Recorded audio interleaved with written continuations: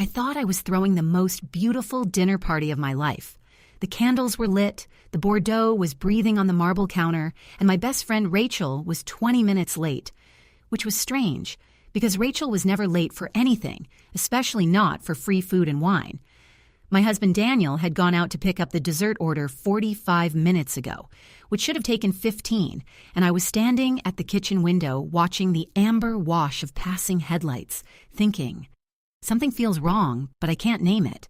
What I could not have known, what no reasonable person could have imagined while arranging hydrangeas in a crystal vase, was that Rachel and Daniel had been sleeping together for 8 months, and that on that specific evening, while I pressed linen napkins into careful fans and double-checked the seating arrangement, they were together in room 214 of the Ashwood Hotel, 6 blocks from the house we had bought together, in the neighborhood we had chosen together, in the life I had believed was ours. The second piece of that I only learned later, and it was worse than the first. It had started on my birthday.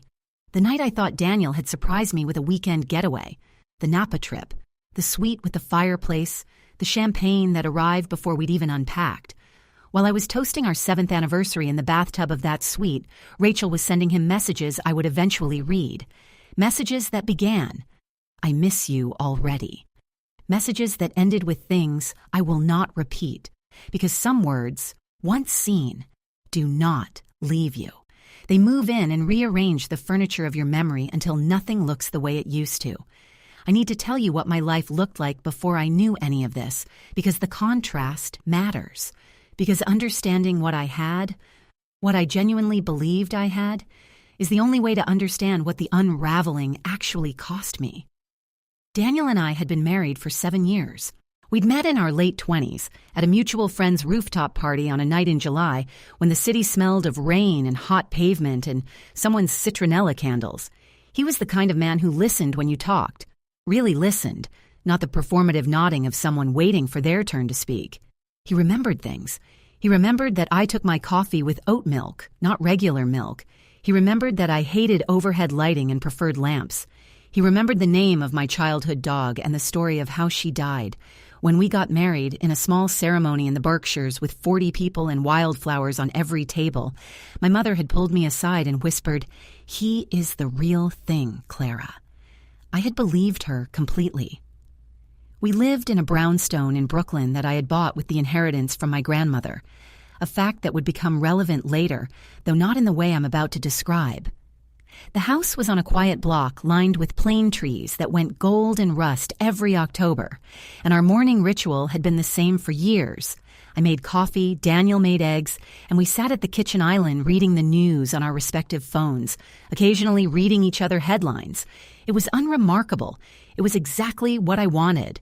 The kitchen smelled of fresh coffee and, depending on the season, whatever herb I had growing on the windowsill, basil in summer, rosemary in fall. The light came through the east-facing window and made a long rectangle across the tile floor every morning, and I had a habit of stepping directly into that rectangle when I first came downstairs just to feel the warmth of it on my bare feet.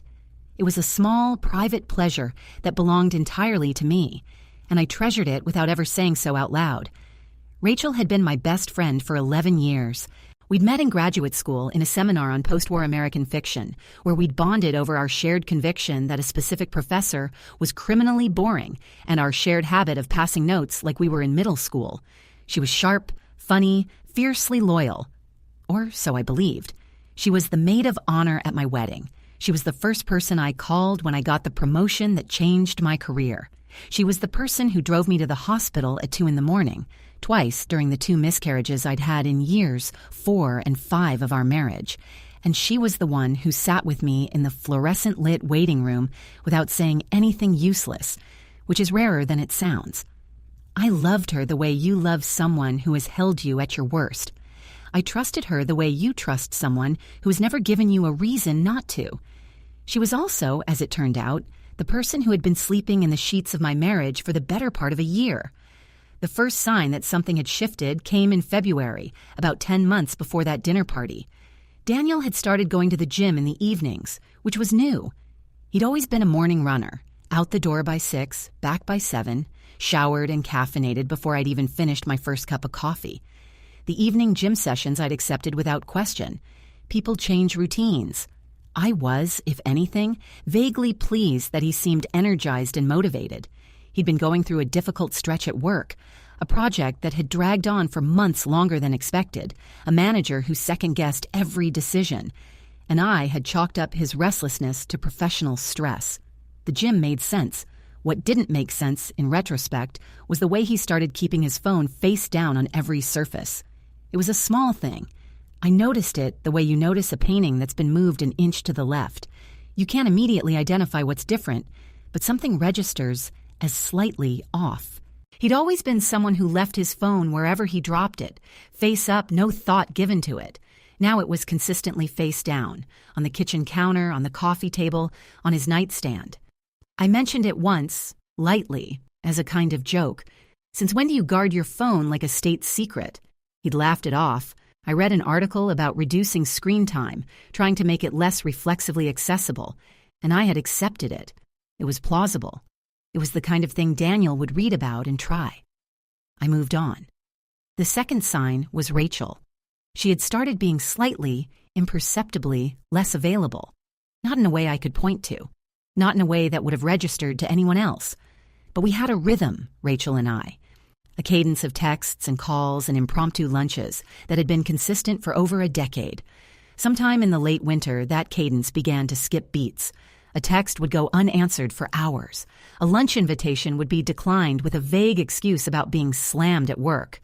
When we did see each other, there were moments, brief, almost subliminal, when she seemed to be somewhere else.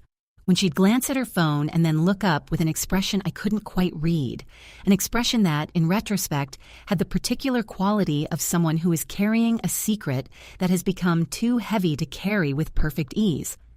At the time, I'd registered it as stress. At the time, I'd asked if she was okay and accepted her answer. Just a lot going on, you know how it is, without pressing further. Because I trusted her, and because nothing in the architecture of my world gave me any reason to suspect that her stress and my husband's new habits were connected. The third sign, and this one I remember with a clarity that is almost physical, almost like I can reach back into that afternoon and feel the cold of the marble against my palms, came in April. I had come home from work early, a Wednesday, because a client meeting had been canceled at the last minute, and the afternoon had opened up unexpectedly. The house was empty. Daniel was supposed to be at the office until 6. I made tea, sat down at the kitchen island with my laptop, and noticed that Daniel's iPad was on the counter, unlocked, the screen lit up. I wasn't looking for anything. I want to be absolutely clear about that. I was not looking for anything. I was reaching past it for the charger, and my eye caught the screen. And what I saw on the screen was a conversation in iMessage with a contact listed only as an initial, R. I didn't read it. I want to be honest about that, too. I looked at the screen for perhaps 2 seconds, long enough to register that it was a conversation thread, long enough to see that the most recent message was a single word. And then I looked away. I set the iPad back on the counter, face down. I sat with my tea. I told myself that R was his colleague Rob, who he'd mentioned in passing. I told myself that the single word I'd seen, which was soon, meant nothing in particular.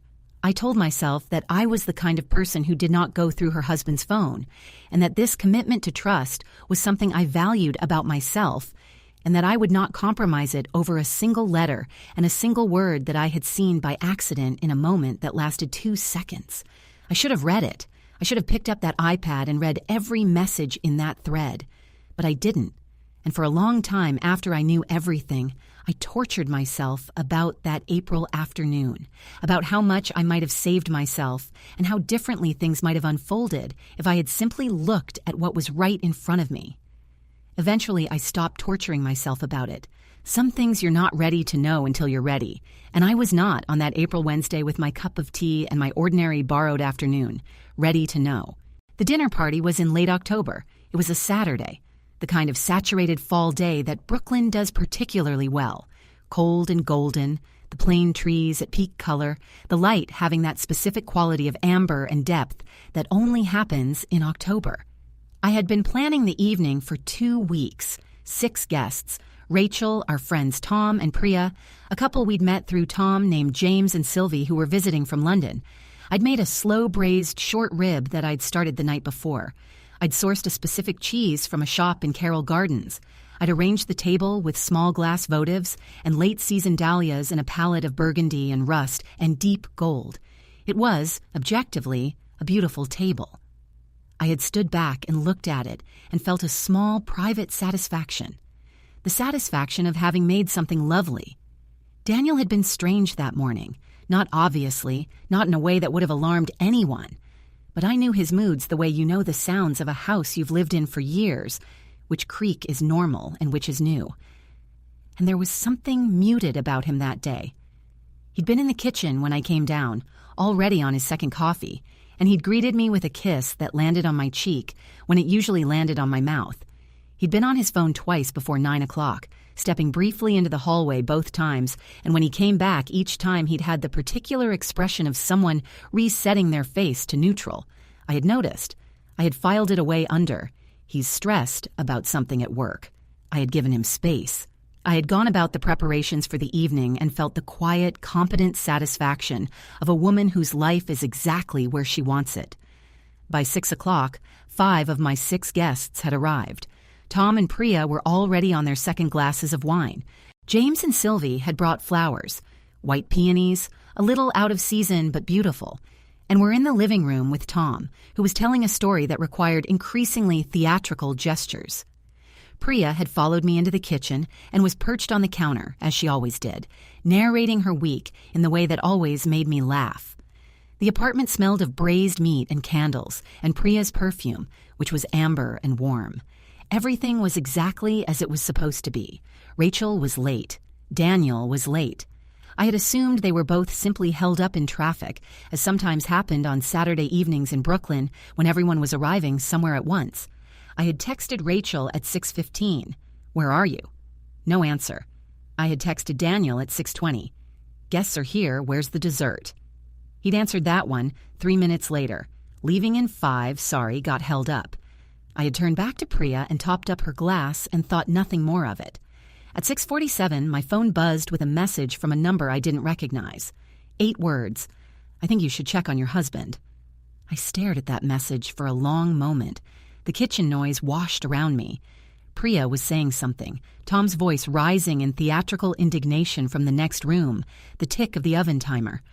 I read the message again, and then I felt it. Not alarm, not yet, but something colder and more precise, a specific interior silence, the kind that comes before understanding. I excused myself and went upstairs to the bedroom, quietly, and I sat on the edge of the bed and I called the number back. It rang 4 times, and then a woman answered, her voice carefully neutral, deliberately uninflected. "I'm a guest at the Ashwood Hotel. I'm in the room next to 214. I can hear them through the wall." I looked him up because his wallet fell out of his jacket in the elevator and his driver's license was inside. She paused. "His name is Daniel Mercer, and he's been there since about 4 o'clock. The woman with him, I saw her when they checked in. She's tall, dark hair, red coat. Rachel always wore that red coat.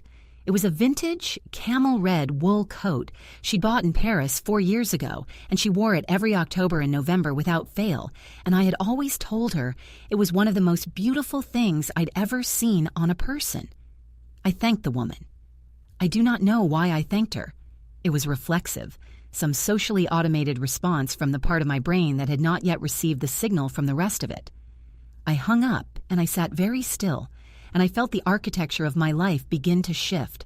Not collapse, not yet, but shift. The way a building shifts before it falls, that deep structural groan that precedes the ruin. My hands were not shaking. That surprised me afterward. I had expected to shake. Instead, I felt something cold and slow moving through my chest, as though my blood had dropped several degrees. I sat on the edge of the bed we had shared for 7 years, in the bedroom we had painted together 3 years ago, a warm blue-gray that I had agonized over for weeks, holding paint chips against the wall in different lights. And I looked at the wall across from me, and I thought, of course, which was the worst thought of all, because of course meant that somewhere below the level of my conscious mind, I had already known. I did not go to the hotel. I want you to understand this clearly. I did not go to the hotel because I am not the kind of woman who makes a scene in a hotel lobby.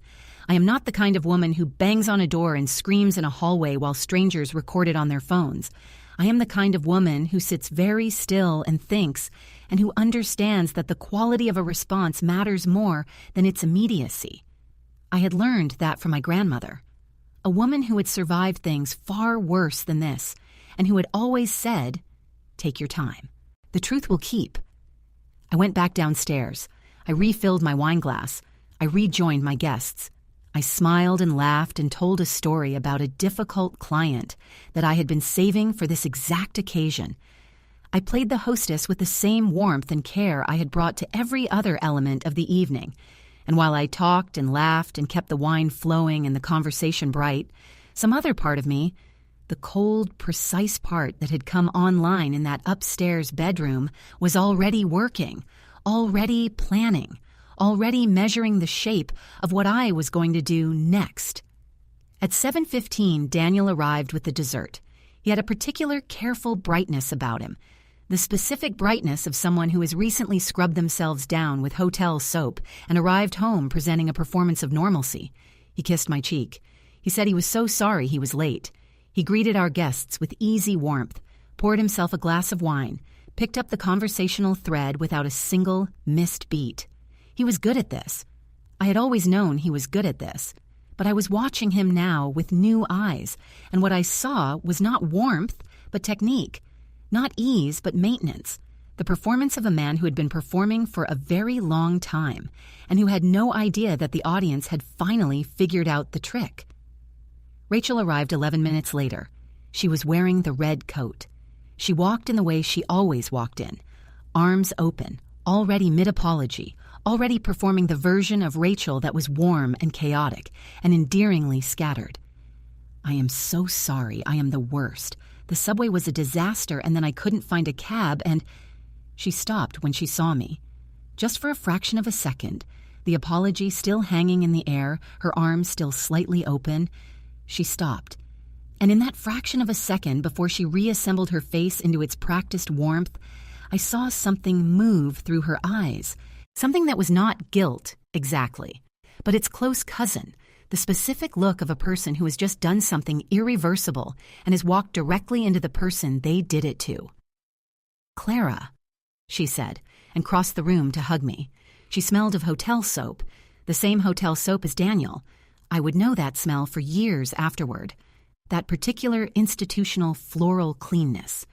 And every time I encountered it, the memory of that moment would come back in full detail, whole and undiminished, the way certain memories do. I hugged her back. I said, "Rachel, I'm so glad you made it." And I smiled, and the smile did not reach my eyes. And she didn't notice, because people rarely look for what they don't expect to find. The dinner proceeded. The short rib was excellent. The wine was generous. Tom was funny. Sylvie and James were charming and a little jet-lagged and kept making self-deprecating remarks about the time difference. Daniel carved the meat and refilled glasses and made everyone feel welcome, and Rachel sat 3 seats away from him and did not look at him directly for 2 hours straight, which I cataloged with the careful attention of someone who was no longer simply living through an evening, but studying it. I watched them not look at each other and understood that this was also a performance. The performance of 2 people who had agreed, in some wordless negotiation, to pretend they barely knew each other and who were now overcorrecting. Their non-interaction had a shape to it, a practiced architecture of avoidance that was, in its own way, as conspicuous as anything they might have said. I said nothing. I ate my dinner.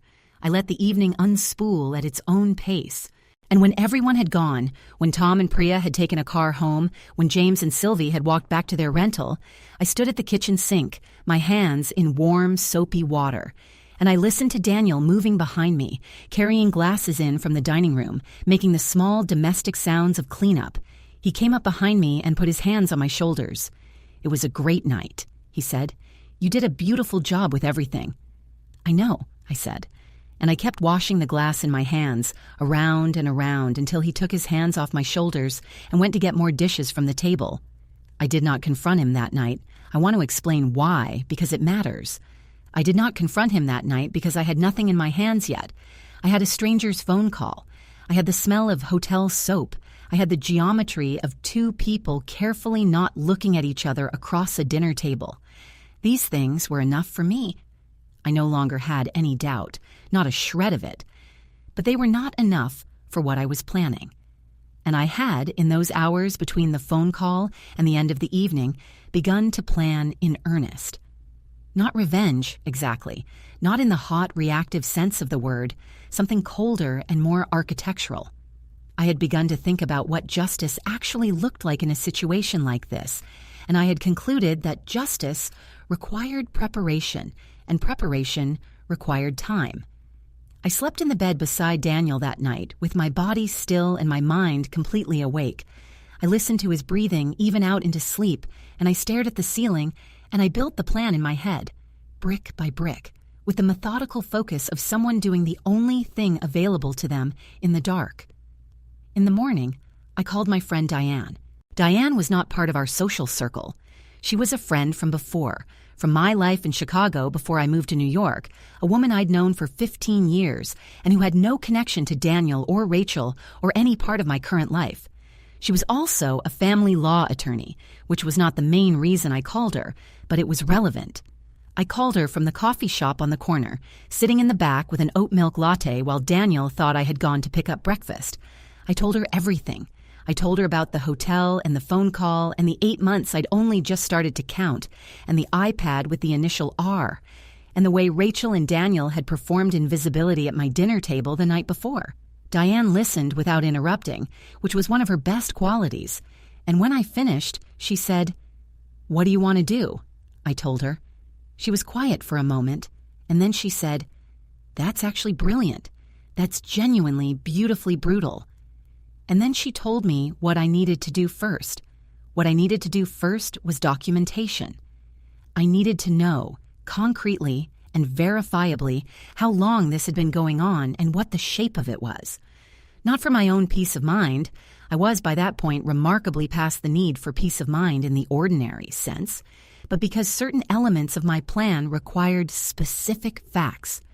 Diane explained the legal landscape with the matter-of-fact clarity of a woman who has navigated these territories many times, and as she talked, I took notes on my phone, and the latte went cold in my hand. I spent the following 2 weeks being a very attentive wife. I helped Daniel with a work presentation. I cooked his favorite dinners. I was present and warm and thoroughly, convincingly normal, and during those 2 weeks, I collected. I read the messages on the iPad. He had stopped turning it face down, having apparently concluded, after the dinner party, that all was well and he was safe. The thread, with R, went back 14 months. 14 months. Not 8, as the hotel woman had assumed. 14. It had started not on my birthday as I'd initially thought, but 2 months before that, on a work trip Daniel had taken to Boston that Rachel had told me. At the time, she was unable to join because of a gallery opening she was covering for her magazine. They had both been in Boston. The gallery opening had been a fiction. I found the hotel booking confirmation in Daniel's email, to which I had access because we had shared a family Google account for years, which he had apparently never thought to revoke. The booking confirmation was for a room at the Liberty Hotel in Boston, and it was dated February 14th, Valentine's Day. He had spent Valentine's Day in Boston with my best friend and come home with flowers and the specific guilt brightness of someone doing penance. And I had thanked him for the flowers and made him dinner and thought, for no reason I could now name, that he seemed happier than he'd been in months. That discovery, the Valentine's Day discovery, was the moment the plan went from abstract to concrete. I had been constructing it in theory, but that specific detail turned something in me that I can only describe as a lock clicking into place, a stillness, a certainty. I closed the email tab and I sat at the kitchen table in the apartment we shared, and I finished my coffee and I thought, all right, we begin. I called Rachel on a Wednesday morning, 3 weeks after the dinner party. I asked if she wanted to get lunch. She said yes immediately, with the slightly overeager warmth of someone who has been managing a specific guilt and is relieved by any interaction that suggests they are still safe. We met at a restaurant in the West Village that we'd been going to for years. A small Italian place with paper tablecloths and candles and wine bottles, intimate and warm, the kind of place where it is easy to hear the table next to you and easier still to be heard. I was already seated when she arrived. She came in looking beautiful. She always looked beautiful, in a dark green wrap dress and those high leather boots she'd bought last winter. She sat down and hugged me across the table and said how good it was to see me. And I said it was good to see her, too, and I meant it in a way she would not have understood if I'd tried to explain it. We ordered wine. We ordered pasta. We talked about her work, about a trip she was considering to Portugal.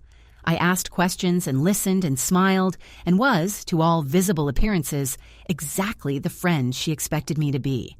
And then, in the space between the pasta arriving and the wine being refilled, I said, "I need to ask you something." She looked at me over the rim of her glass. Something moved in her face. That same almost recognition I'd seen in the doorway the night of the dinner party. "Of course," she said, "anything." "Are you happy?" I asked. "I mean, genuinely, are you actually happy with your life right now?" She blinked. "Clara." "Because you seem like someone who is carrying something," I said slowly. "And I want you to know that if there's something you need to tell me, whatever the cost, I would rather know." The silence between us was about 6 seconds long. In those 6 seconds, I watched her face do something extraordinarily complex. A rapid interior calculation, a weighing of options, a reading of my expression for subtext, and I held her gaze and gave her nothing. And then she put her wine glass down and said, "Clara, I don't know what you mean." "I think you do," I said. Another silence. She picked up her fork, put it down again. "This isn't the conversation I expected to have today." "I imagine not," I said. I took a sip of my wine. "I'm not asking you to confess to anything. I'm asking if you're happy. It's a genuine question, and your answer is going to tell me everything I need to know." She didn't answer. She looked at the white paper tablecloth, at the ring her wine glass had left on it. And when she looked up, her eyes were bright in a way that was not happiness. And she said, "I'm sorry, Clara." It came out like something that had been under pressure for a very long time. "I am so sorry, I don't know how to explain it." "You don't need to explain it," I said. "I already know." I picked up my fork. "Now let's eat our lunch." The confusion on her face in that moment, the complete inability to calibrate what was happening, to understand what I knew and what I planned and what shape this conversation was going to take, was something I held on to for a long time afterward, not with cruelty, or not only with cruelty, with the specific clarifying satisfaction of someone who has been underestimated for a very long time and has finally stopped performing the role that was assigned to them. I confronted Daniel on a Thursday evening, 2 days later. I had planned it carefully. I had Diane on standby. I had everything I needed documented. I had made 3 phone calls that afternoon that were part of the larger architecture of what was coming. I cooked dinner the way I always did. I set the table. I poured the wine. And when Daniel sat down across from me and picked up his fork, I said, "I know about Rachel." He went very still. The fork in his hand went still. The color drained from his face in a way that was almost clinical. He put the fork down. He looked at me. "Clara." 14 months, I said. Not 8. 14. Boston was the beginning. Valentine's Day. Whatever calibrated, carefully managed version of contrition he had assembled in the 2 seconds since I'd spoken, dissolved. He pressed his hands over his face, and the sound he made was not a word, just a sound. The specific sound of a man who has been maintaining a fiction for over a year and has just been relieved of the labor of it by someone who has done his work for him. "How long have you known?" he asked, from behind his hands. "Long enough to be ready," I said. He dropped his hands. He looked at me with an expression I can only describe as naked, all the careful maintenance stripped away, something raw and diminished underneath. "Clara, I'm so sorry. I don't know how to—" "Tell me one thing," I said. "Just one. Was there any point during the last 14 months when you considered stopping? When you considered telling me? When you considered that I was a person in this situation, not just a backdrop to it?" The silence was long enough to be its own answer. "I thought about it," he finally said. "Many times. I kept thinking I would end it and it would just be over, and you'd never have to know." "That," I said, "is the most honest thing you've said to me in over a year, and it is also the single most revealing thing you could possibly have told me. You weren't thinking about my well-being. You were thinking about your comfort." He didn't argue with that. He had the minimal dignity not to argue with that. "What happens now?" he asked. I picked up my wine glass. "Now," I said, "I tell you what I've already done." I had, already, that afternoon, called the magazine where Rachel worked and spoken to the editor-in-chief, a woman I had met twice at industry events and who owed me nothing, but who picked up when she saw my name because I had, over the years, sent her 2 very good writers. I told her that her culture editor was sleeping with the husband of a woman in her professional circle, and that this was not a private matter, but a pattern of behavior her editorial team might want to have context for. I did this not to destroy Rachel's career. That was not within my power and not my intention, but to ensure that Rachel understood that her choices had reverberations, that they did not happen in a sealed compartment, that the world was, in fact, watching. I had also, that afternoon, called Rachel's mother. Georgette was a formidable woman of 72 who had survived 2 divorces and raised 3 children alone, and who had told me at Rachel's birthday dinner 3 years ago that if Rachel ever did anything truly stupid, she expected me to tell her. I had taken her at her word. Georgette answered on the second ring. I told her. I was factual and not cruel. There was a very long silence, and then she said, "I'll talk to her." And then, after another pause, "Clara, I am so sorry. You deserved better from her." Whatever conversation Georgette had with Rachel in the following 24 hours, I was not privy to. But Rachel called me the next morning, and the version of her voice on that call, stripped of performance, genuinely frightened, genuinely remorseful, was the most honest I had ever heard her sound. I had also, and this is the part that made Daniel's face go truly white, already signed a retainer with Diane. I had already initiated the process of establishing that the brownstone was entirely my asset, purchased with my inheritance, prior to the marriage, with no commingling of funds, and therefore not subject to equitable division. Diane had reviewed the deed and the financial history and confirmed what I already knew. The house was mine. It had always been mine. Daniel had lived in it for 7 years, and it had never belonged to him for a single day, regardless of what he had perhaps assumed. "You already called a lawyer," he said. 3 weeks ago?" "The morning after the dinner party," I said. He looked at the table. He was quiet for a long time. "Is there anything I can say?" I thought about it genuinely. I sat with the question and gave it honest consideration, because I believed he deserved that much. "No," I said finally. "Not because I don't think you feel remorse. I think you do. But the question is not whether you're sorry. The question is whether sorry is a currency I'm still accepting. And I've decided it isn't." He nodded. He looked diminished, not broken, not destroyed, but smaller than he had been, like something had been removed from him that had been giving him false scale. "Okay," he said. "I need you out of the house by Sunday," I said. "I'm not asking you to disappear from the world. I'm asking you to respect this boundary and not make it harder than it has to be. If you do that, I will be civil. I will be adult. I will not make the next 6 months a war. But I need you out by Sunday." He left by Saturday. The divorce took 7 months, which Diane told me was remarkably fast, and which I attribute partly to the cleanliness of the asset division. The house was indisputably mine. There were no children, and Daniel did not fight me on anything. He was, in the end, something close to cooperative, and I respected him faintly for that, even as I ceased to love him at all. Rachel and I did not speak for 4 months. At the end of those 4 months, she sent a letter, a physical letter, handwritten, 6 pages, that I read once, completely, and then put in a drawer. I have not answered it. I may not answer it. Some doors, once you've made peace with closing them, do not need to be reopened.